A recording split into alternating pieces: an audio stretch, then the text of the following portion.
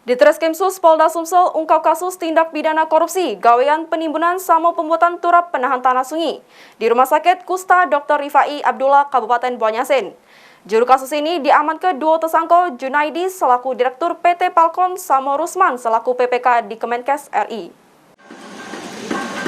Pemirsa PAL TV, tentunya Polda Sumsel akan selalu menindak kejahatan yang ada di Sumatera Selatan. Dan sekarang saya sedang berada di Polda Sumsel yang mana di Treskrimsus Polda Sumsel berhasil meringkus dan juga mengamankan tindak pidana korupsi, penimbunan dan pembuatan turap penahan tanah sungai yang ada di Rumah Sakit Kusta Dr. Rifai Abdullah pada anggaran tahun 2017 APBN di Kabupaten Banjarmasin. Untuk lebih lengkapnya, mari ikuti saya.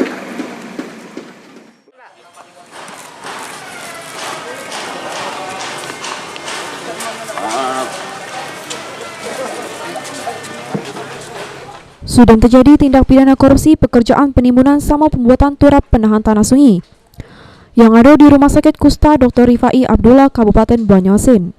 Dari kejadian tersebut, negara mengalami kerugian sebesar 5,1 miliar rupiah, di mana nilai kontrak kerjanya sebesar 12 miliar rupiah yang merupakan dana APBN tahun 2017 lewat. Selain itu, di Treskrimsus Polda Sumsel juga mengamankan tersangka bernama Junaidi, 45 tahun yang merupakan Direktur PT Palkon, sama Rusman, 45 tahun, ASN PPK di Kementerian Kesehatan. Untuk lebih jelas, kita selek reportase oleh reporter PAL TV, Faisal Alwi di Polda Sumsel. Baik pemirsa PAL TV, saat ini saya sudah bersama Kasubdit 3 Tipikor Polda Sumsel AKBP Harisandi.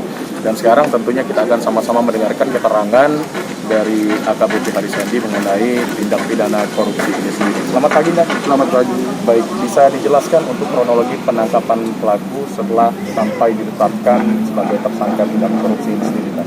Ya, baik. Terima kasih. Dari hasil penyelidikan kita di tahun 2017 itu ada pembangunan turap di Rumah Sakit Dr. Rifai Palembang. Kita melakukan penyelidikan dan kita tingkatkan ke penyidikan karena dua alat bukti sudah terpenuhi. Ada proyek yang putus kontrak, pekerjaannya belum selesai, baru kita naikkan jadi tersangka. Baik, dan untuk modus dari pelaku ini sendiri, dan melancarkan aksinya untuk melakukan tindak pidana korupsi ini sendiri bagaimana, dan? Dengan mengurangi spek-spek volume di pekerjaannya. Baik. Untuk motif pelaku sendirinya melancarkan aksinya bagaimana? Dia dengan memperkaya diri sendiri dengan merugikan negara sekitar 5M sekian. Baik, di sini pelaku ada berapa orang? Tersangkanya ada dua, sebenarnya ada 4, karena yang 2 udah meninggal dunia, jadi tinggal 1 PPK dan 1 pelaksana. Baik, dan untuk pekerjaan pelaku ini sendiri dan juga peran dari pelaku ini sendiri masing-masing apa saja?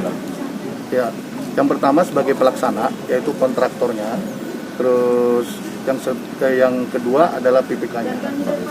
Baik, dan untuk barang bukti yang diamankan apa saja? Barang bukti yaitu dokumen-dokumen, file-file, dan kontrak dari pekerjaannya, dan fotokopi yaitu dari LPSU. Pelaku sendiri bisa terjerat pasal apa saja? Kita jerat dengan pasal 2 dan 3 Undang-Undang Tipikor.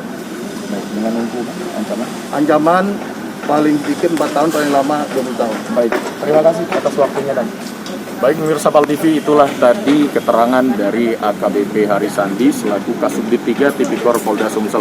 Untuk pelaku tentunya akan mengikuti proses pemeriksaan lebih lanjut. Demikian kami laporkan, Faisal Alwi, Mulyadi, PAL TV.